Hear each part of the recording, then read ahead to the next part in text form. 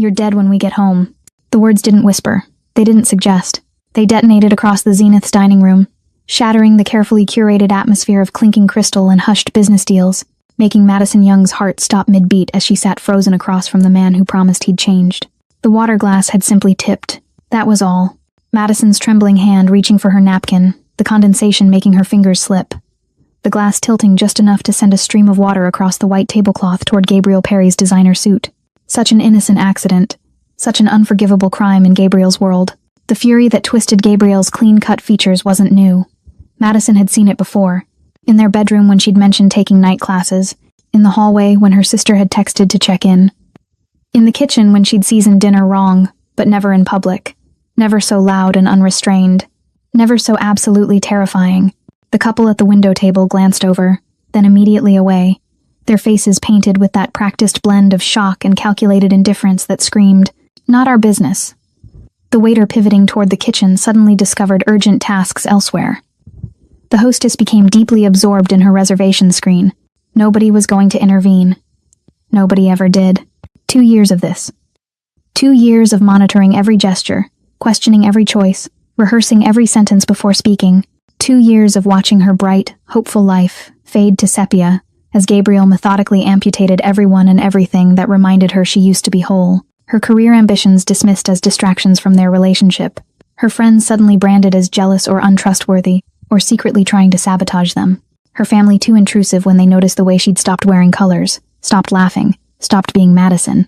Madison's eyes fixed on the yellow fabric of her dress. The cheerful sunshine shade that had felt like armor when she'd put it on this morning now felt like a cruel joke. She'd chosen it deliberately, desperately, a silent rebellion that whispered, "I'm still here, I'm still bright, I'm still alive." But she wasn't. Not really. Not for a long time. She couldn't swallow past the fear crushing her windpipe, couldn't lift her gaze from the spreading water stain, couldn't think beyond the car ride home, the 40-minute drive where Gabriel's rage would have room to expand, where there would be no witnesses, no escape routes, no one to hear her scream. She'd seen that expression on Gabriel's face before. It meant there would be a reckoning. It meant pain in places her clothes would hide. It meant apologies she'd have to accept, promises she'd have to believe, another piece of herself she'd have to surrender to survive another week. I said, "Look at me when I'm talking to you," Gabriel continued, his voice dropping to that measured, controlled register that was somehow worse than the shouting.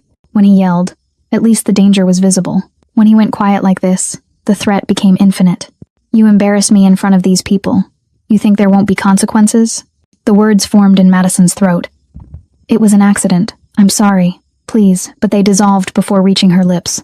Apologizing would only feed it. Silence might make it worse. There was no right answer. There never was. But someone was watching. Madison felt it before she saw it. A weight in the air, a shift in the room's energy. Her peripheral vision caught movement. A figure rising from a corner booth she hadn't noticed before. Not rushing, not dramatic, just standing. The man was all sharp angles and deliberate stillness. Dark hair slicked back, a suit that cost more than Madison's monthly rent, and crawling up from his collar, impossible to miss even in the dim lighting intricate tattoos that marked his neck like a battle map. His eyes weren't on Gabriel, they were on Madison, dark, unblinking, assessing, and for the first time in 2 years, Madison felt something other than fear. She felt seen. Welcome to the channel. Before we find out if Madison survives the night, I want you to look at the man screaming in the thumbnail. On a scale of 1 to 10, how much does his expression terrify you? Rate it in the comments right now. Madison pressed her napkin against her cheeks, trying to blot away the tears before Gabriel noticed them, and found another reason to escalate. The fabric came away damp, mascara-stained, a small flag of surrender she quickly hid in her lap. Her chest hitched with the effort of keeping the sobs silent, swallowing them down where they burned like acid in her throat. "Are you crying now? Really?" Gabriel's voice cut through her attempt at composure. "You spill water on me, ruin my meeting, and now you're the victim? That's perfect. That's just perfect, Madison." His hands gestured wildly as he spoke, and Madison flinched despite the table between them. The couple at the window had already paid their check. The businessman at the bar was suddenly fascinated by his phone. The entire restaurant had become a stage where everyone pretended not to notice the performance unfolding in their midst. "I bring you to the nicest restaurant in the city. I'm trying to close a deal that could make my career, and you can't even sit still without causing a scene. Do you know how pathetic that makes me look? Do you even care?" Madison wanted to tell him that his clients had left 10 minutes ago. that they'd made excuses about early morning meetings and slipped away the moment Gabriel's voice had started rising. She wanted to tell him that nobody was looking at her with judgment, they were looking at him with disgust. But speaking would only make everything worse. It always did. So she nodded. She murmured something that might have been an apology. She let Gabriel's words wash over her like a toxic tide, each accusation eroding another piece of the person she used to be. 3 tables away, Sunji had been watching since the moment the water glass fell. He'd seen the woman's hand shake, had observed the way she'd reached for the glass not with carelessness but with the careful precision of someone who knew mistakes had consequences, had noticed how her fingers trembled even before the glass tipped, how her whole body seemed to exist in a state of perpetual tension, wound so tight she might shatter at a touch. Sunji understood tension. He'd built an empire on understanding it, when to apply it, when to release it, when to recognize it in others and know exactly what it meant. The man doing the shouting was easy to read, loud, insecure, the type who needed an audience for his dominance because without witnesses, he couldn't convince himself the dominance was real. Sunji had dealt with 1,000 men like this. Men who mistook volume for authority, who thought fear and respect were the same currency. They never lasted long in his world. The loud ones always broke first. But the woman interested him more. She wore yellow, bright, defiant yellow, but held herself like she was trying to disappear. The contradiction fascinated him. It spoke of someone fighting to remember who they were while simultaneously trying to survive by erasing themselves. He recognized that battle. He'd seen it in the eyes of people trapped in situations where escape seemed impossible, where every day was a negotiation with danger, where hope became a liability too expensive to maintain. Sunji lifted his glass of whiskey, took a measured sip, and continued watching. His men, seated at the adjacent table disguised as business associates, had noticed his attention shift. They knew that look. It meant their boss had identified something that required action. They waited, still and ready, because Sunji never moved without calculation. The tattoos on Sunji's neck were a history written in ink. Each line, each symbol, each carefully placed mark represented a story most people couldn't read and wouldn't want to if they could. The chrysanthemum blooming beneath his jawline, the scattered stars trailing down toward his collarbone, the angular script in a language few in this city could decipher. They marked him as someone who existed in a world parallel to this one, where power operated by different rules and respect was earned in currencies these restaurant patrons would never understand. Where the shouting man was all chaos and flailing energy, Sunji was stillness embodied. He didn't need to move to command space. Didn't need to raise his voice to be heard. His presence alone altered the atmosphere of any room he entered, a gravitational force that bent everything toward him, whether people realized it or not. He watched as the woman Madison, he'd heard the man call her, tried to make herself smaller.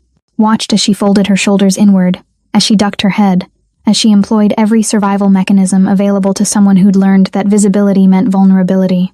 He watched the man continue his performance, gaining confidence from her silence, feeding off her fear like it was oxygen. And Sunji made a decision. It wasn't impulsive. Sunji didn't do impulsive. It was calculated in the span of 3 seconds, weighing variables and outcomes with the cold efficiency of someone who'd spent 30 years making choices where hesitation meant death. He saw the trajectory of this night, the car ride home, the closed door, the absence of witnesses, the inevitability of escalation. He saw it because he'd seen it before, because violence had patterns and this pattern was unmistakable. He set down his whiskey glass with deliberate precision, the soft click of crystal on marble somehow audible despite the ambient noise. His men tensed, ready. The woman's eyes flickered in his direction for just a moment, drawn by some instinct she probably couldn't name. And their gazes locked across the dim restaurant. Sunji didn't smile, didn't nod, didn't offer any of the social niceties that might have softened the moment. He simply held her gaze and let her see what he was. Not a savior, not a hero, but someone who recognized what was happening and had the power to stop it.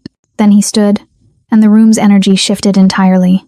Gabriel's hand clamped around Madison's wrist like a vice, yanking her up from her chair with enough force that her knee slammed against the table edge. The wine glasses rattled. Her napkin fell to the floor. The sudden violence of it sent a shock of pain racing up her arm, but she'd learned long ago that crying out only made things worse. "We're leaving. Now." Gabriel's voice was low, venomous, meant only for her ears as he hauled her toward the exit. His fingers dug into her flesh, finding the exact spot where bruises from last week hadn't quite faded, pressing into tender skin with the precision of someone who knew exactly where it would hurt most. "You want to embarrass me? Fine. We'll finish this conversation at home where you can't run to an audience for sympathy." Madison stumbled in her heels, struggling to keep pace, as Gabriel dragged her past tables of people who suddenly found their desserts fascinating. Her free hand clutched at her purse. Her only thought, the desperate calculation of whether she could reach her phone, whether anyone would answer if she called, whether there was any point in trying. The exit was 20 feet away. 15, 10, and then there was someone standing in front of them. Gabriel pulled up short, nearly jerking Madison off her feet. "Excuse me," he spat, trying to sidestep around the obstacle. But the man moved with him. A subtle shift that maintained the blockage without seeming aggressive. Just present, just immovable. "Get out of my way." Gabriel's voice climbed back toward that dangerous volume, the veneer of control cracking. "This is a private matter. Move." Sunji didn't move. He stood with his hands loose at his sides, his expression neutral. His eyes fixed not on Gabriel, but on the white-knuckled grip around Madison's wrist. The tattoos on his neck seemed to writhe in the dim lighting, shadows playing across the inked lines like something alive. "Let her go," Sunji said.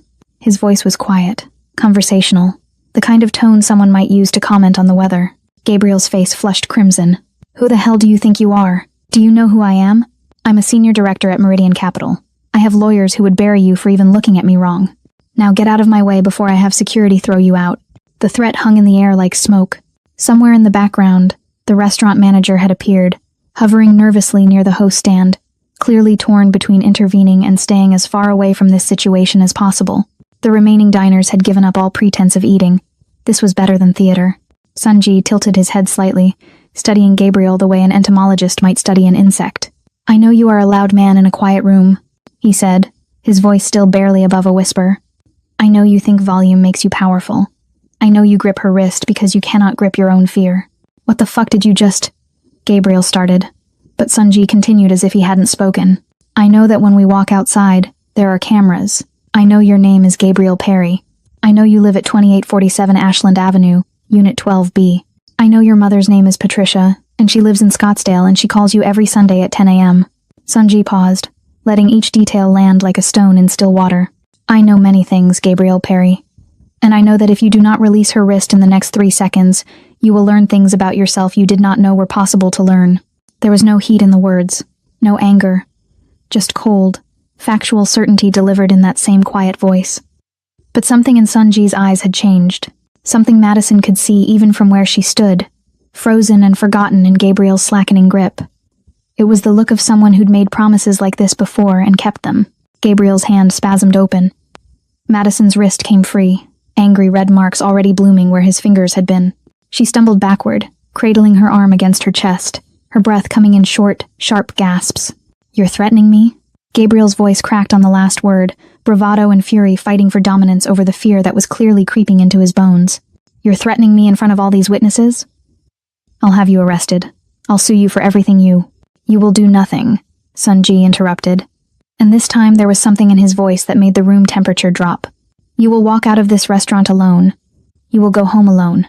You will never contact Madison Young again. You will forget her name, her face, her existence." "Like hell I will. She's my girlfriend. She lives in my apartment. She is not your anything." Sunji took one step forward, just one, but it was enough to make Gabriel take 2 steps back. "She is a person you have hurt for the last time. Do you understand me, Gabriel Perry? The last time." Gabriel's mouth opened and closed like a fish drowning in air. His face cycled through rage, indignation, confusion, and finally, something that looked like genuine fear.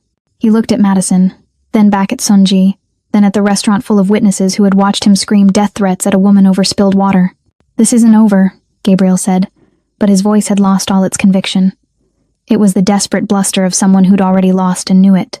"Yes," Sunji said simply. "It is." For a long moment, nothing happened. The entire restaurant held its breath. Then Gabriel turned on his heel and stormed toward the exit, shouldering past the manager, slamming through the doors hard enough that they rattled in their frames. Through the windows, they could see him on the sidewalk, pacing, pulling out his phone, his mouth moving in what was probably a string of curses no one could hear. Sunji turned to Madison. She was shaking, her yellow dress trembling like a flower in a storm, her dark eyes wide with shock, and something that might have been hope, but was too afraid to name itself. "Do you want to leave with him?" Sunji asked, and Madison realized it was a real question. He would let her go, would let her walk back into that nightmare if she chose it. He was offering her something no one had offered in 2 years. A choice. Madison looked at the doors where Gabriel had vanished. Then she looked at the man with the neck tattoos and the quiet voice and the power to make her abuser flee with nothing but words. "No," she whispered, then louder, stronger. "No, I don't. Sunji nodded once. Then you won't. Gabriel thinks because he bought dinner, he owns Madison. If you hate men who treat women like property, hit that like button right now. Let's show Gabriel he's outnumbered. The moment Madison spoke the word no, the restaurant's atmosphere shifted like a pressure change before a storm.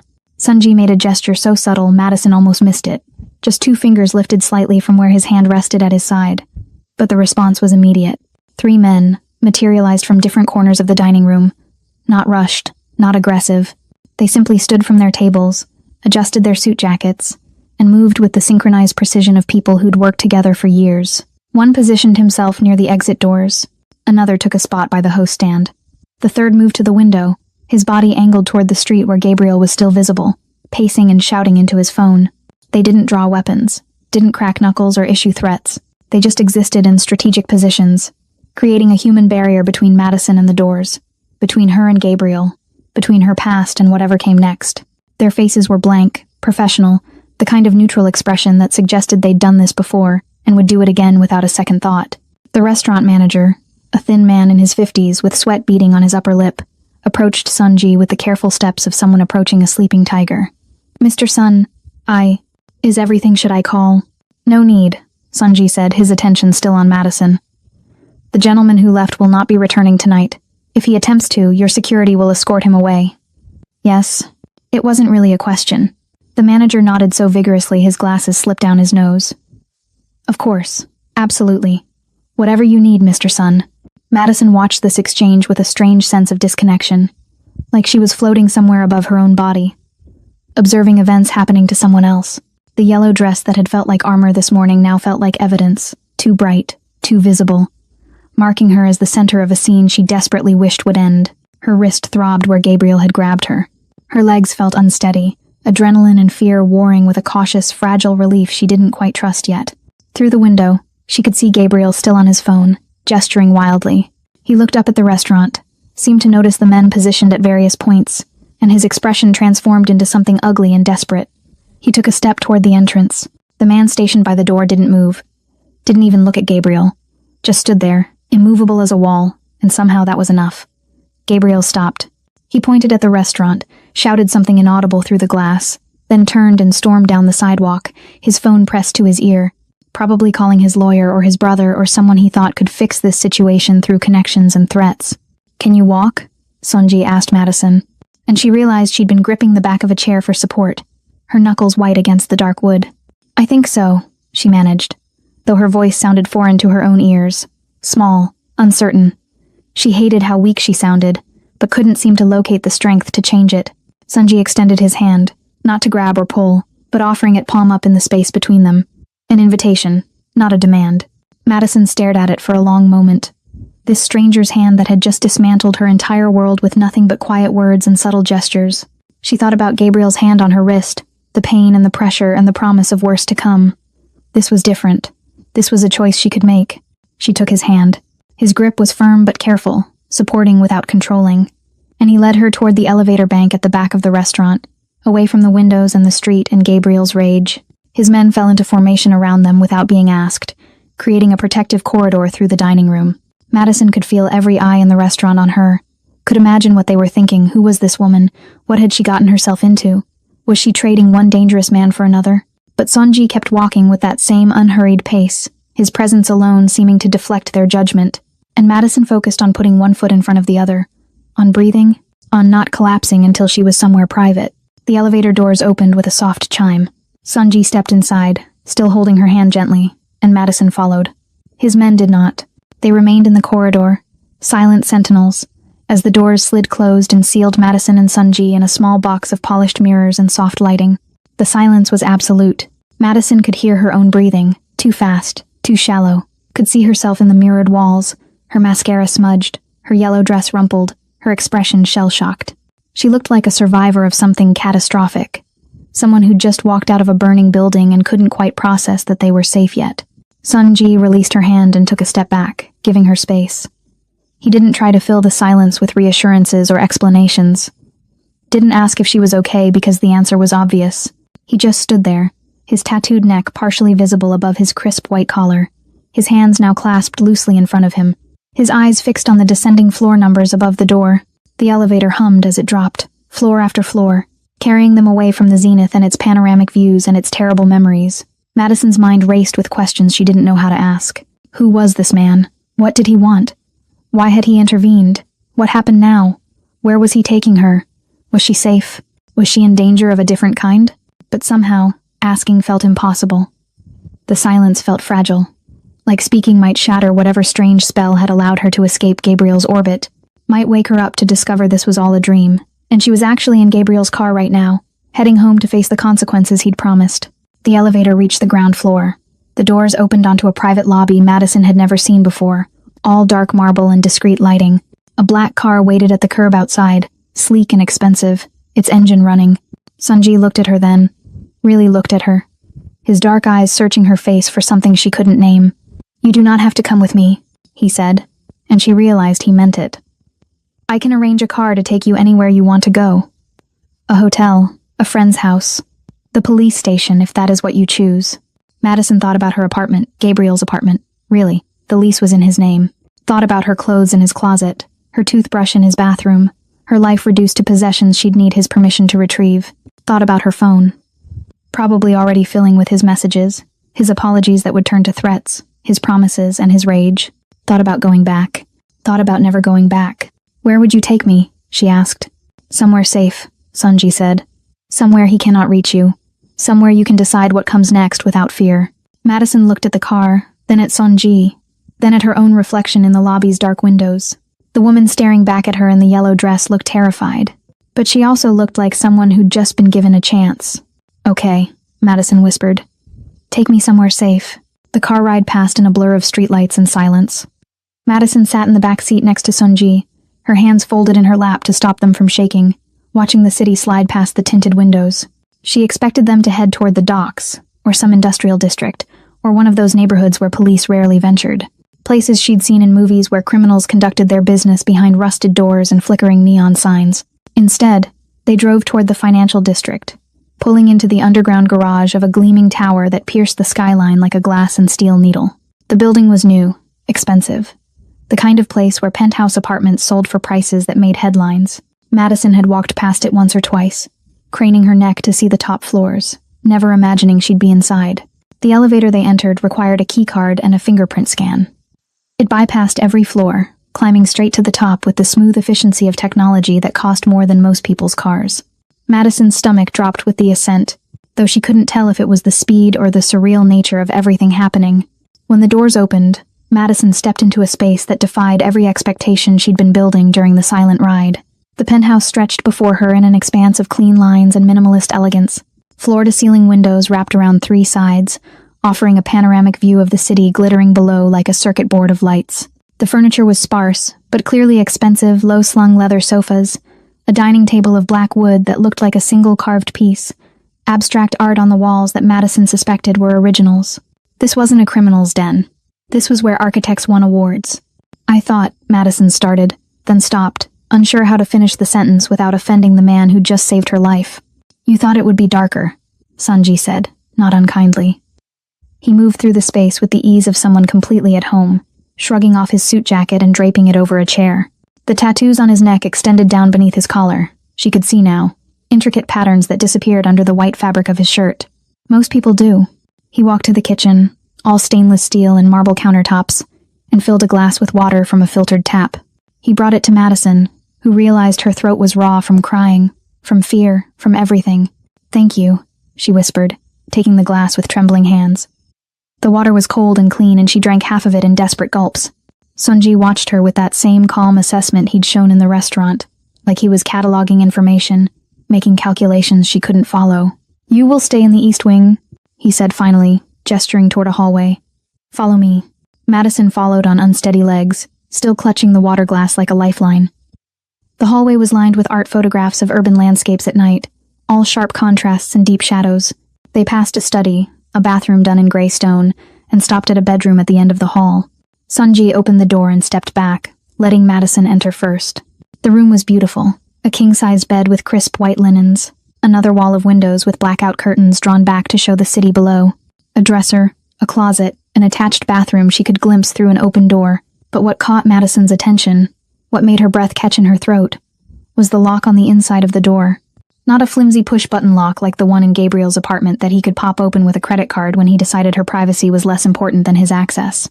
This was a deadbolt. Heavy, serious. The kind of lock that meant something. "The lock is yours," Sunji said from the doorway, and Madison turned to find him watching her notice it. "I do not have a key. No one does. When you close this door, you are the only person who can open it. Do you understand?" Madison stared at him, trying to process what he was offering. Control, privacy, safety. Things Gabriel had taken from her so gradually she'd barely noticed until they were gone. "Why are you doing this?" she asked, her voice cracking. "You don't know me. You don't owe me anything. I'm nobody." Something flickered across Sunji's face, too quick to identify.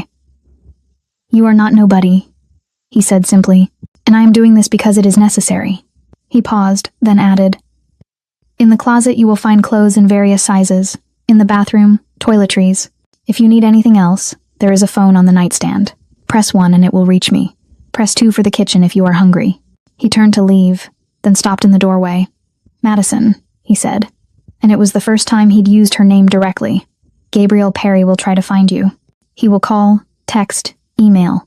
He will use your friends, your family, anyone he can manipulate to reach you. He will make promises. He will make threats. He will apologize and rage and beg." Madison's throat tightened. She knew. She'd seen this cycle before, just never from outside it. "But he cannot reach you here," Sunji continued. "Not tonight, not tomorrow, not unless you choose to let him. That choice is yours. Do you understand? Yours." Madison nodded, not trusting herself to speak. Sunji inclined his head slightly, a gesture that might have been a bow in another context, and stepped back into the hallway. "Good night, Madison Young," he said, and closed the door behind him. For a long moment, Madison just stood there, staring at the closed door. Then, moving like someone in a dream, she walked over and turned the deadbolt. It slid home with a solid click that echoed in the quiet room. Locked. She was locked in, but for the first time in 2 years, that felt like safety instead of imprisonment. Madison turned and surveyed the room that was hers, at least for tonight, the massive bed that she wouldn't have to share. The bathroom where she could cry or shower without someone demanding to know what was taking so long. The windows that showed her the city spread below, distant and glittering and full of possibilities she'd forgotten existed. She set down the water glass and walked to the closet. Inside, just as Sunji had promised, were clothes. Not just women's clothes in a single size like Gabriel had sometimes bought her. Always a size too small. Always with the implication that she should fit into them. These ranged from extra small to extra large. Simple items in neutral colors, sweatpants, t-shirts, button-downs, jeans. Clothes meant for comfort, not display. In the bathroom, she found unopened toiletries. Soap, shampoo, a toothbrush still in its package, skincare products. Everything a person might need to feel human again. Madison caught sight of herself in the bathroom mirror and barely recognized the woman staring back. The yellow dress was wrinkled, makeup smeared, hair disheveled, but there was something different in her eyes. Something that hadn't been there this morning when she'd looked in Gabriel's mirror and given herself the same desperate pep talk she gave herself every day. She looked like someone who'd survived something. Madison turned on the shower, letting the water heat while she peeled off the yellow dress. She'd never wear it again, she decided. Would never want to remember this night by anything except the fact that she'd walked away. As steam filled the bathroom, Madison stepped under the spray and let it wash away the fear and the tears, and the last remnants of the woman who believed she deserved what Gabriel gave her. The water was hot and endless, and hers alone, and for the first time in years, nobody was timing how long she took. When she finally emerged, wrapped in a towel softer than anything Gabriel had ever bought, Madison found clothes laid out on the bed. She hadn't heard anyone enter, but there they were, sweatpants and a t-shirt in what looked like her size, folded neatly. She dressed quickly, then climbed into the enormous bed, pulling the white comforter up to her chin. The lock on the door stared back at her. Solid, real, hers. Madison closed her eyes and, for the first time in months, fell asleep without fear of what the morning would bring. Madison woke to sunlight streaming through windows she didn't recognize, in a bed that felt like sleeping on a cloud, wearing clothes that weren't hers. For 3 disorienting seconds, panic seized her chest. Where was she? What had happened? Why wasn't she in Gabriel's apartment bracing for his morning mood? Then it came flooding back. The restaurant, the water glass, the threat, the tattooed man who'd stood between her and Gabriel like a human shield made of quiet certainty. She was safe. She was in Sunji's penthouse. She'd locked the door herself. Her phone sat on the nightstand where she'd left it, face down, And even from here, she could hear it vibrating with incoming messages. The sound made her stomach clench, a Pavlovian response to 2 years of monitoring every notification, every call, every demand for her attention disguised as affection. Madison reached for it with trembling fingers, unlocked the screen, and felt her heart drop. 63 messages, 22 missed calls, 14 voicemails, all from Gabriel. The messages started at 11:47 p.m., shortly after she'd fallen asleep. "Madison, where are you? Answer your fucking phone. I don't know what that psycho told you, but you need to come home right now. Baby, I'm sorry. I didn't mean it. You know how I get when I'm stressed. Please come home." Then, at 1:23 a.m., "I love you. You know I love you. Why are you doing this to me?" At 2:15 a.m., "If you don't respond in the next hour, I'm calling the police to report you missing." At 3:47 a.m., "You're making a huge mistake. That man is dangerous. I'm trying to protect you and you're throwing it in my face." And then, just 20 minutes ago, "Madison, please, I need you. I can't do this without you. I'll change, I promise. Just come home and we'll talk about it. I'll get help. I'll do whatever you want. Just please, baby, please." Madison's hands shook so badly she nearly dropped the phone. The messages blurred together, a toxic cocktail of rage and remorse, threats and love confessions. Everything she'd been conditioned to respond to for 2 years. Part of her, the part Gabriel had carefully cultivated, wanted to text back, wanted to believe the apologies, wanted to think that maybe this time the promises were real. But another part of her, the part that was slowly waking up after a long hibernation, remembered the look in his eyes when he'd screamed that she was dead, remembered his fingers digging into her wrist, remembered 2 years of this exact cycle explosion. Apology, honeymoon period, slow escalation, explosion again. A soft knock on the door made her jump, nearly dropping the phone. "Madison." Sunji's voice came through the wood, measured and calm. "I have breakfast. May I come in?" Madison looked down at herself, borrowed sweatpants, borrowed shirt, hair, probably a disaster. But she unlocked the deadbolt and opened the door. Sunji stood in the hallway holding a tray with coffee, toast, eggs, and fresh fruit arranged with surprising care. He'd changed from last night's suit into dark pants and a fitted black shirt, his tattoos more visible now in the morning light. He looked rested, composed, completely unbothered by the fact that he'd upended someone's life 12 hours ago. "You didn't have to," Madison started. "You need to eat," Sunji said simply, carrying the tray to a small table by the windows. He set it down, then noticed her phone still clutched in her hand. The screen lit with Gabriel's messages. His expression didn't change, but something hardened in his eyes. "He has been contacting you." It wasn't a question. Madison nodded, her throat tight. He says he's sorry. He says he loves me. He says what he needs to say to retrieve his possession." Sunji interrupted, his voice cold. "That is what you are to him, Madison. Not a person. A possession that has escaped." The words stung because they were true. Madison sank into the chair, staring at the breakfast she didn't think she could eat. "I should go to work," she said quietly. "I have a job. I have responsibilities. I can't just disappear." "Where do you work?" "Hartley and Associates. I'm an event coordinator. I have a meeting at 9, and if I don't show up, they'll..." She stopped, realizing Gabriel knew her schedule, knew where her office was, knew exactly where to find her. "You will not go to work today," Sunji said, and before Madison could argue, he continued, "because Gabriel Perry will be there. He will wait in the lobby or the parking garage. He will intercept you. He will cause a scene. Or worse, he will convince you to talk to him privately. Do you want that?" Madison's chest tightened. No. She didn't want that. The thought of seeing Gabriel in person, of facing his rage or his tears or his manipulation, made her feel physically ill. "But I can't just, what am I supposed to do? Hide here forever?" "He won't stop. He'll call my boss, my friends, my parents. He will have other problems today," Sunji said, settling into the chair across from her. He poured coffee from a French press into a cup and slid it toward her. "Drink. And listen." Madison wrapped her hands around the warm cup, grateful for something to hold on to. Sunji's dark eyes fixed on her with that same calm intensity that had stopped Gabriel in his tracks last night. "Gabriel Perry works for Meridian Capital," Sunji said. "Senior Director of Client Relations. He oversees 17 accounts worth approximately $43 million combined. This morning, at 7 a.m., his security credentials were flagged for review. At 8 a.m., his largest client received an anonymous tip about inconsistencies in their portfolio management. At 8:30, his supervisor received documentation of expense reports that do not match company policy." Madison stared at him. "How do you..." By 9 a.m., When you would be arriving at your office, Gabriel Perry will be in his own office being questioned by internal audit. By noon, he will be suspended pending investigation. He will not have time to wait for you in parking garages. The coffee cup trembled in Madison's hands. You did all that in one night? I made 3 phone calls, Sanji said simply. I did not fabricate anything. The inconsistencies are real. Gabriel Perry has been sloppy with company money because he believed his position made him untouchable. I simply ensured the right people noticed. Madison didn't know what to say. Didn't know how to process the fact that this man had dismantled Gabriel's professional life with 3 phone calls while she'd slept in his guest room. He'll know it was you, she whispered. He'll know you're coming after him. Yes, Sanji agreed. He will.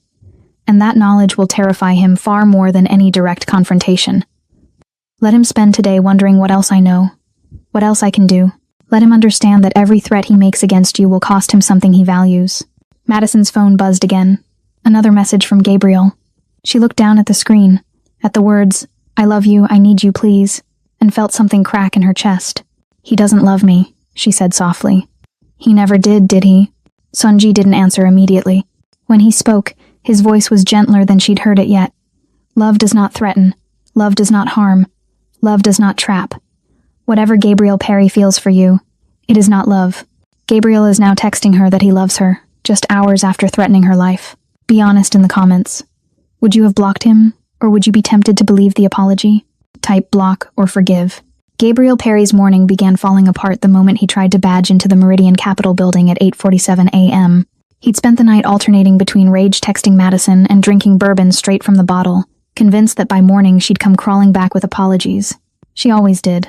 The pattern was established, reliable as gravity. The card reader beeped red. Access denied. Gabriel frowned, swiped again. Same result. A third time, pressing the card harder against the reader as if force would override the system. Nothing. Mr. Perry? The security guard, Jerome, approached with the uncomfortable expression of someone delivering bad news. I'm going to need you to step aside and speak with building security. What? Jerome, it's me. My badge is just the magnetic strip probably got demagnetized. Just let me through and I'll get a replacement from HR. I can't do that, sir. You've been flagged for credential review. I need you to come with me. 15 minutes later, Gabriel sat in a windowless security office, being told that his building access had been suspended pending an internal investigation. No, they couldn't tell him what investigation. No, he couldn't go to his office to collect his things. No, his supervisor hadn't been informed yet but would be shortly. This is insane, Gabriel said, his voice climbing toward that dangerous register Madison would have recognized. I'm a senior director. I have client meetings today. I have a presentation to the board next week. You can't just lock me out like some... We can, and we are, Mr. Perry, the security manager said, her tone suggesting she'd dealt with entitled executives before and was unimpressed. You'll need to leave the building. Human resources will contact you. Gabriel stormed out, his mind racing. This was a mistake. Had to be. Some bureaucratic glitch or confused identity. He'd call his supervisor, clear this up, be back at his desk by lunch. He pulled out his phone and dialed Richard Thornton, his direct supervisor and the man who'd promoted him to senior director 18 months ago. The call went to voicemail. Gabriel tried again. Voicemail. A third time. And finally Thornton picked up. Gabriel, I'm in a meeting. Richard, there's been some kind of mix-up. Security just locked me out of the building. They're saying something about an investigation, but I have no idea what they're. We need to talk, but not over the phone. I'll call you later. Richard, wait. The line went dead. Gabriel stood on the sidewalk outside Meridian Capitol, his building, where his office and his career and his identity lived, and felt the first cold tendril of genuine fear wrap around his chest. 12 blocks away, in a penthouse office that overlooked the financial district like a god surveying his kingdom, Sanji sat at a minimalist desk reviewing documents on 3 monitors. His morning had been productive, methodical, satisfying in the way that precision work always was. The first call had been to a contact in building security, someone who owed Sanji a favor from 3 years ago when Sanji had made a problem disappear. The kind of problem that involved compromising photographs and a very married building manager. That favor had been called in at 6:30 a.m. with a simple request. Flag Gabriel Perry's credentials for review, effective immediately. The second call had been more complex. Sanji had spent 90 minutes the night before reviewing Gabriel Perry's professional history, and what he'd found was exactly what he'd expected. Men like Gabriel were sloppy because arrogance made them feel invincible. They cut corners, bent rules, assumed their charisma would smooth over any inconsistencies. Gabriel had been charging personal expenses to corporate accounts for 18 months. Nothing egregious enough to trigger automatic flags, dinners that could plausibly be client meetings, car services that might be business travel, hotel rooms that could be justified as work trips.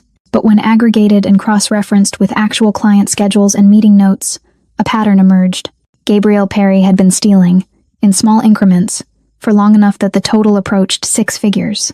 Sunji had compiled this information into a detailed report, complete with receipts, credit card statements, and calendar discrepancies. Then he'd sent it anonymously to Meridian Capital's internal audit department and copied the compliance officer. The third call had been the most delicate. Nathaniel Cross was Gabriel's largest client, a portfolio worth $23 million in managed assets. Cross was also someone Sunji had done business with, legitimate business, a real estate deal that had made Cross a considerable profit. They weren't friends, but Cross respected Sunji's judgment. "Nathaniel," Sunji had said over his morning coffee, his voice carrying just the right note of concern. "I hesitate to bring this to you, but I believe your interests may not be as protected as you think at Meridian." Sunji didn't make accusations. He didn't need to. He simply raised questions. Had Nathaniel noticed that his account's performance lagged behind comparable portfolios? Had he reviewed the fee structure recently? Had anyone explained why certain assets had been moved multiple times in the past quarter, each move generating transaction fees? "I'm not suggesting malfeasance," Sunji had said smoothly.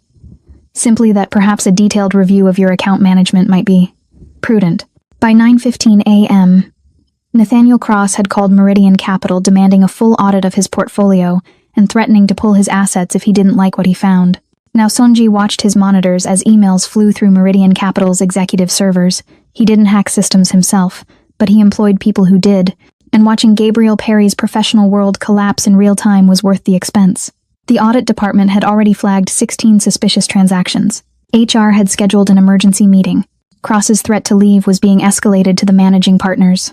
Gabriel Perry's phone was probably exploding with messages he couldn't answer because he was locked out of the building, unable to access his files, unable to defend himself, unable to do anything but watch his carefully constructed corporate identity crumble like sand. Sunji allowed himself a small smile. This was what he excelled at, identifying weak points and applying pressure with surgical precision. Gabriel had built his sense of self on his job title, his income, his status. Strip those away and what remained? A loud man in a room that was suddenly very, very quiet. One of Sunji's phones buzzed. A text from his contact in Meridian's HR department. Suspension effective immediately. Pending investigation. He's losing his mind. Sunji typed back. Keep me informed. Another monitor showed social media, where Gabriel had just posted a rambling status about wrongful termination and corporate conspiracies. Sunji made a note to have that documented. Men like Gabriel always incriminated themselves when they panicked. They couldn't help it. The door to his office opened and one of his men entered, the same one who'd positioned himself by the restaurant door last night. "Boss." Perry tried to go back to his apartment. "He's locked out. Landlord says his rent check bounced." Sunji raised an eyebrow. "I didn't touch his bank accounts." "No, sir. But his credit card company flagged unusual activity, all those charges from last night when he was drunk texting. They froze his accounts pending fraud review. His automatic rent payment didn't go through." Sunji almost laughed. Sometimes destruction didn't require manipulation. Sometimes men like Gabriel destroyed themselves and you just had to clear the path. "Make sure the landlord knows about the investigation at Meridian," Sunji said. "Professional courtesy. He deserves to know his tenant might have legal problems." The man nodded and left. Sunji returned to his monitors, to the cascade of consequences spreading through Gabriel Perry's life like cracks through ice. By this afternoon, Gabriel would be unemployed or suspended. By tomorrow, possibly evicted. By next week, his professional reputation would be toxic. And through it all, Gabriel would know exactly who was responsible. Would understand that the man with the tattooed neck and the quiet voice had meant every word he'd said in that restaurant. Would learn that threats had consequences. Would realize that Madison Young was no longer within his reach, and trying to reach her would only make things worse. Sunji's phone lit up with a message from Madison. "Thank you. I don't know what else to say except thank you." He typed back simply, "You are safe. That is enough." Then he returned to his work, to the careful demolition of a man who'd thought volume made him powerful. By the time Sunji was finished, Gabriel Perry would understand the difference between noise and force, between intimidation and actual power, between hurting someone weaker and facing someone who hit back. The lesson would be thorough. Sunji always was. The first week, Madison mostly slept. Her body seemed to understand before her mind did that she was safe, and it demanded payment for 2 years of hypervigilance. She'd wake at noon, disoriented, panicking that she'd missed some obligation or broken some unspoken rule, before remembering where she was. Sunji never commented on her schedule. He simply ensured there was food when she emerged, a quiet presence that asked nothing of her except that she heal. The second week, she started exploring the penthouse. Sunji was gone most days, conducting whatever business a man like him conducted, and Madison found herself alone in a space that felt more like a museum than a home. She discovered a library with floor-to-ceiling shelves, books in multiple languages ranging from philosophy to architecture to poetry.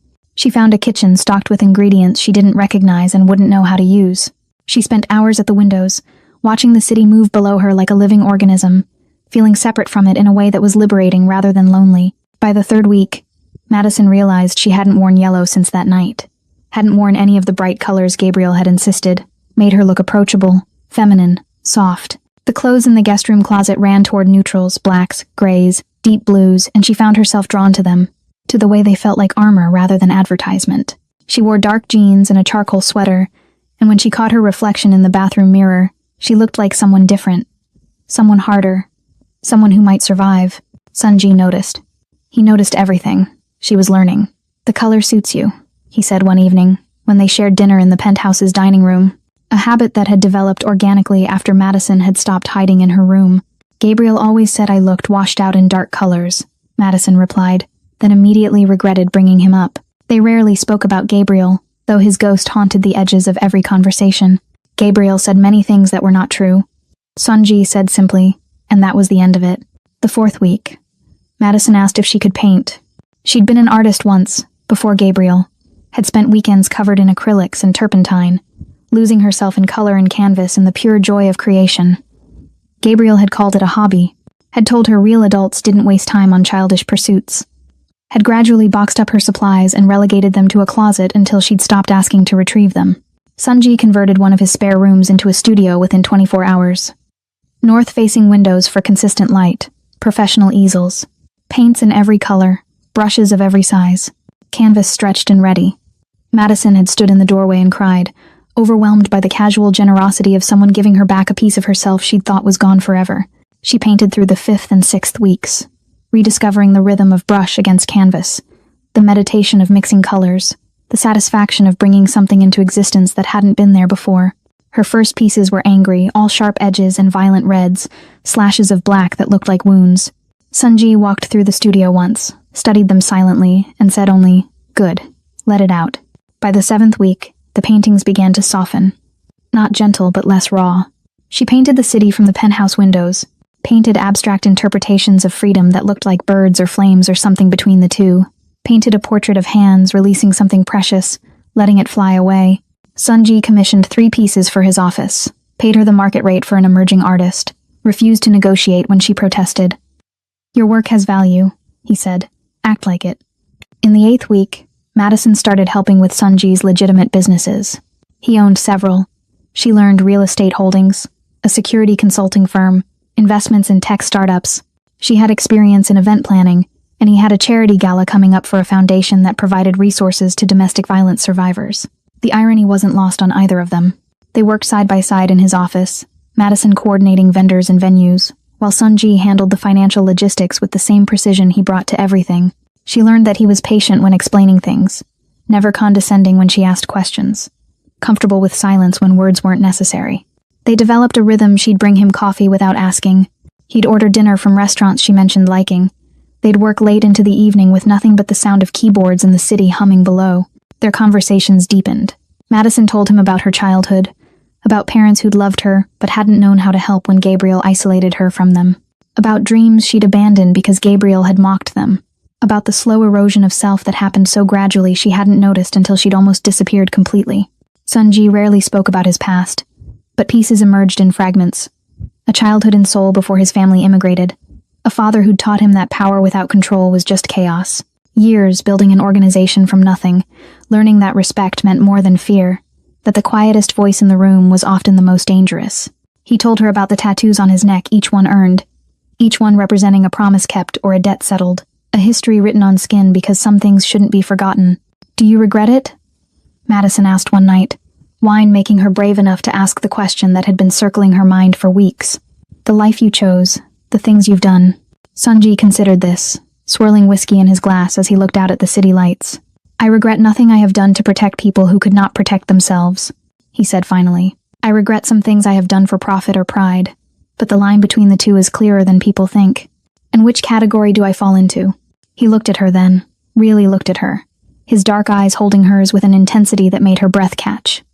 You are not a category, Madison. You are a person who deserved better than what she received. Helping you required no calculation.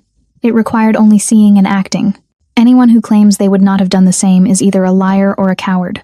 By the 9th week, Madison realized she hadn't checked Gabriel's social media in days. Hadn't wondered what he was doing or if he was okay or if he was sorry. The obsessive need to monitor him, to predict his moods and preempt his anger, had faded like a scar losing its color. She knew from Sunji's periodic updates that Gabriel had been fired from Meridian, that he'd moved to a cheaper apartment, that his attempts to contact her had dwindled from dozens of messages daily to occasional drunk texts she never opened. He was becoming irrelevant, a chapter that was closed. In the 10th week, Madison wore red for the first time since leaving the Zenith. Not yellow, that color still carried too much baggage, but red, bold and unapologetic, the color of someone who wasn't hiding anymore. Sunji said nothing when she walked into the kitchen that morning, but something shifted in his expression. Something that might have been pride or approval, or maybe just recognition that the woman standing before him bore little resemblance to the terrified girl in the yellow dress. The gala is in 2 weeks, she said, pouring coffee like it was any other morning. Everything's confirmed. Venue, catering, entertainment, security. We're expecting about 300 guests. You have done excellent work, Sunji said. Madison smiled a real smile, not the practiced one she'd worn for Gabriel. I'm good at this. I'd forgotten that I'm actually good at something. You are good at many things, Sunji replied. You simply needed space to remember.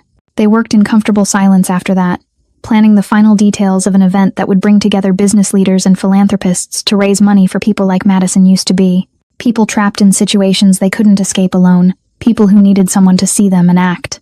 And as Madison sat in Sunji's penthouse office, wearing red, planning events, creating art, reclaiming pieces of herself she'd thought were lost forever, she realized something that would have terrified her 2 months ago. She wasn't planning to leave. Not yet. Maybe not ever.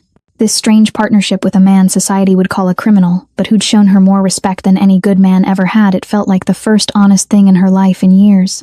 Sunji looked up from his computer and caught her watching him. What? He asked. Nothing, Madison said. Just, thank you. For all of this. You have already thanked me. I know. But I'll probably keep doing it anyway. Sunji's mouth curved into something that wasn't quite a smile but was close. Then I will keep accepting it.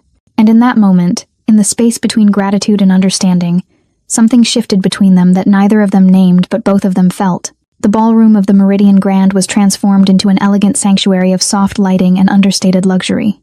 Crystal chandeliers cast warm light over tables draped in white linen, each centerpiece a careful arrangement of white roses and eucalyptus. 300 guests in evening wear mingled with champagne flutes, their conversations creating a sophisticated hum beneath the string quartet playing near the entrance. Madison had coordinated every detail, and seeing it come together perfectly filled her with a pride she'd almost forgotten how to feel. She stood near the stage in a dress that made her feel like someone new. Not yellow, never yellow again. This was deep emerald green, elegant and striking, with a neckline that showed her collarbones and her confidence. Her hair was swept up, her makeup precise, her posture straight. She looked like someone who belonged in rooms like this. Someone who'd earned her place rather than apologized for occupying space. Sunji stood beside her in a tailored black suit, his tattooed neck partially visible above his crisp white shirt. He'd made no effort to hide them tonight.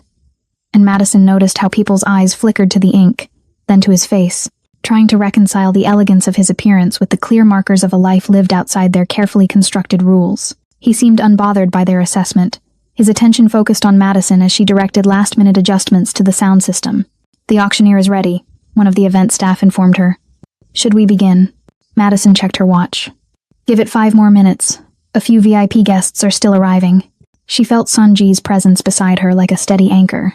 Over the past 2 months, she'd grown accustomed to it, the way he occupied space without demanding attention, the way his silence felt supportive rather than threatening, the way he seemed to understand what she needed before she asked.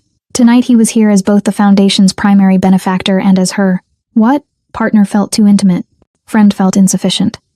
Whatever label fit, he was here. And that made her feel safe in a way she was still learning to trust. The ballroom doors opened and Madison turned to greet the late arrivals, her professional smile already in place. Then she saw him, and her entire body went rigid. Gabriel. He looked nothing like the polished corporate climber who'd screamed at her in the Zenith 2 months ago. His suit was wrinkled, his hair uncombed, his face carrying the gray pallor of someone who'd been drinking too much and sleeping too little. His eyes scanned the ballroom with wild desperation until they landed on Madison, and something feral crossed his features. "Oh my God," Madison whispered, her hand instinctively reaching for Sunji's arm. "He's here. Gabriel's here." Sunji followed her gaze, his expression hardening into something cold and dangerous. He made a subtle gesture, and 2 of his men, positioned strategically around the ballroom in the guise of security, began moving toward the entrance.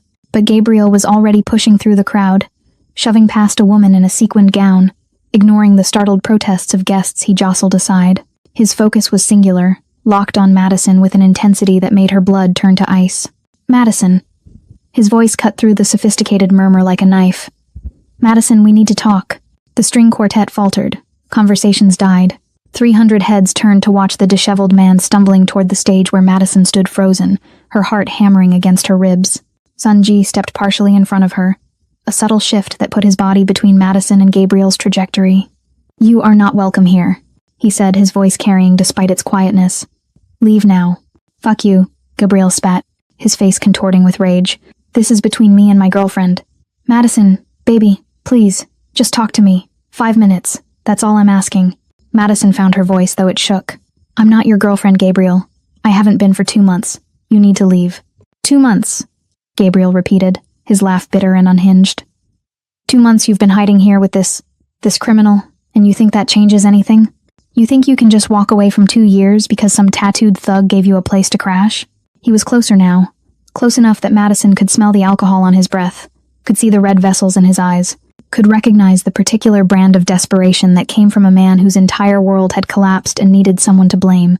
"I lost everything because of you," Gabriel continued, his voice rising to that familiar pitch that used to make her flinch. "My job, my apartment, my reputation, all because you couldn't handle a little argument, all because you ran to him and let him destroy my life."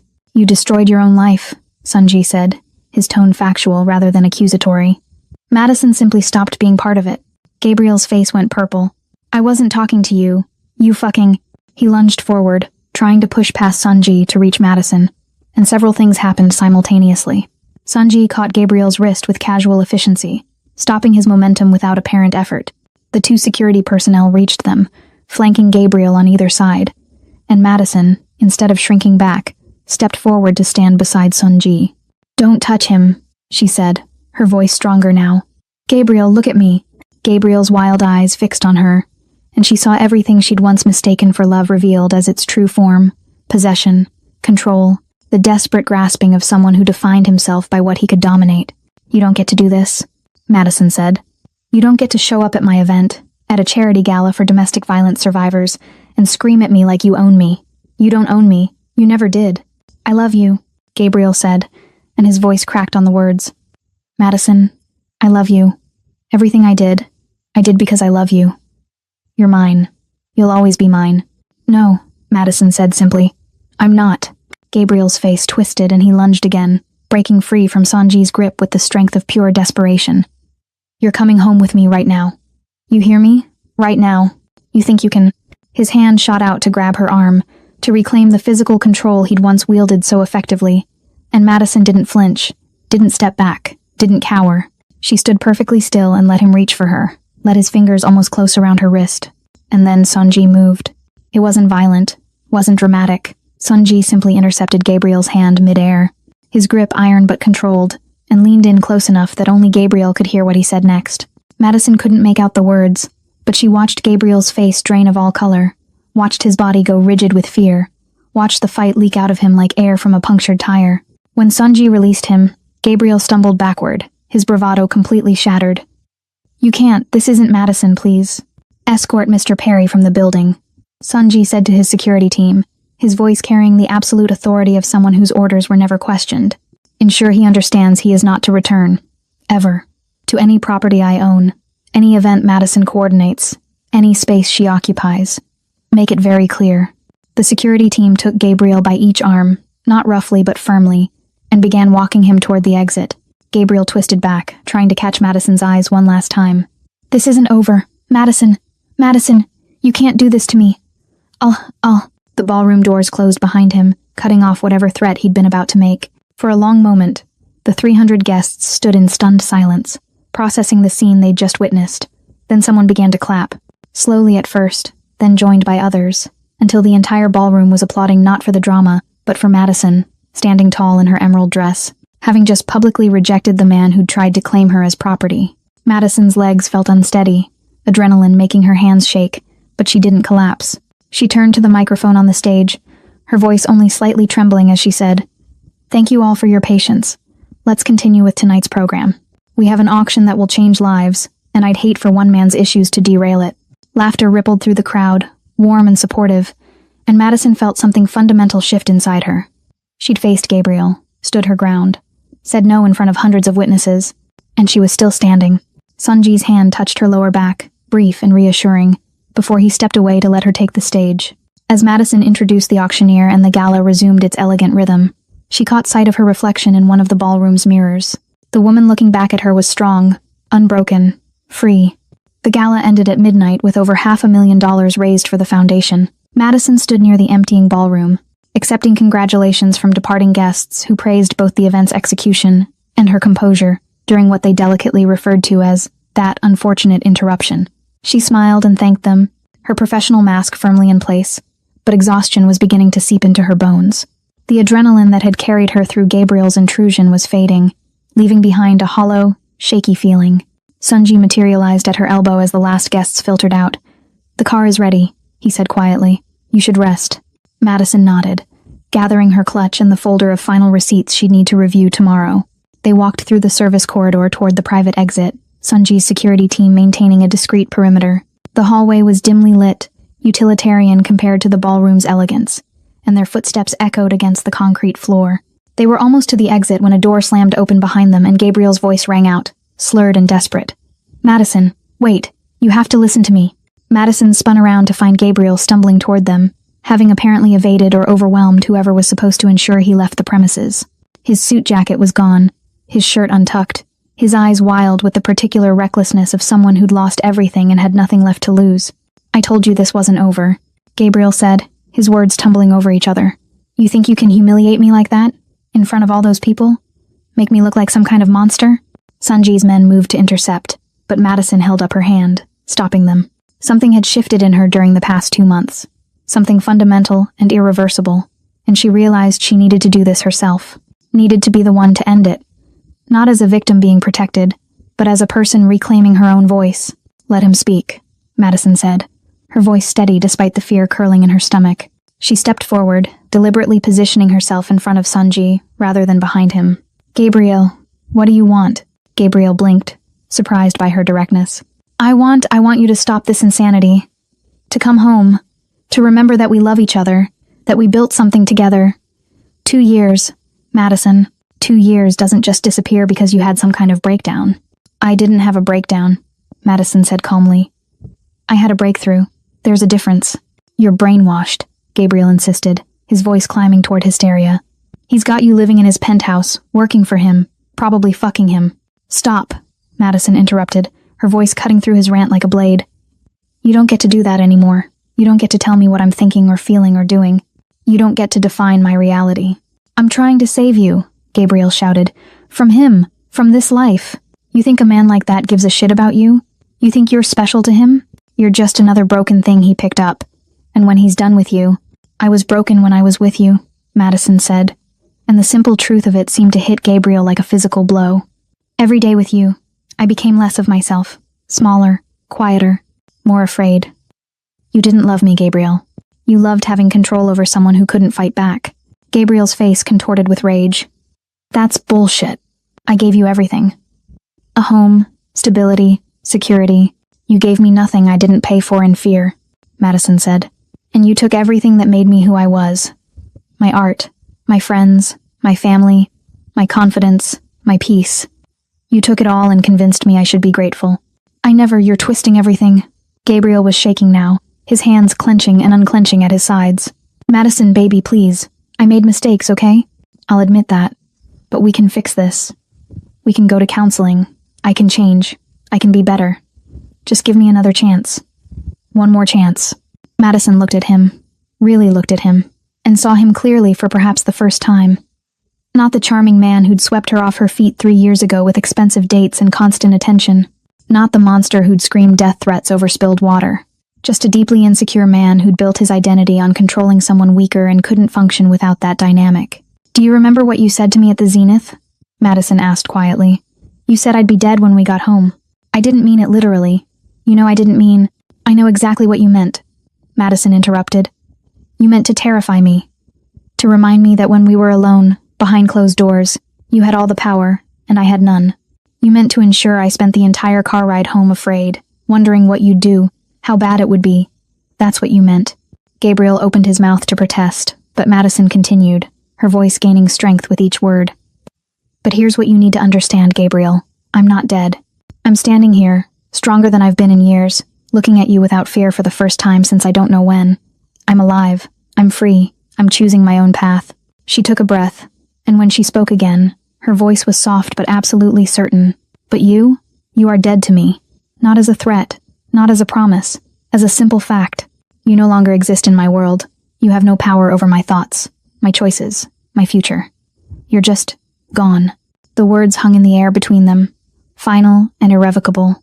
Gabriel's face cycled through disbelief, rage, and finally a desperate grasping panic. You don't get to know. No. He lunged forward, his hand rising in a familiar motion that Madison's body recognized before her mind. Did the backhand he'd used in their apartment when words stopped working, when he needed to reassert physical dominance. But this time, Madison didn't flinch, didn't cower. She simply stood still and watched as Sunji's hand intercepted Gabriel's wrist mid-swing, stopping the blow with effortless precision. Sunji pulled Gabriel close enough that their faces were inches apart, and when he spoke, his voice was barely above a whisper but carried the weight of absolute certainty.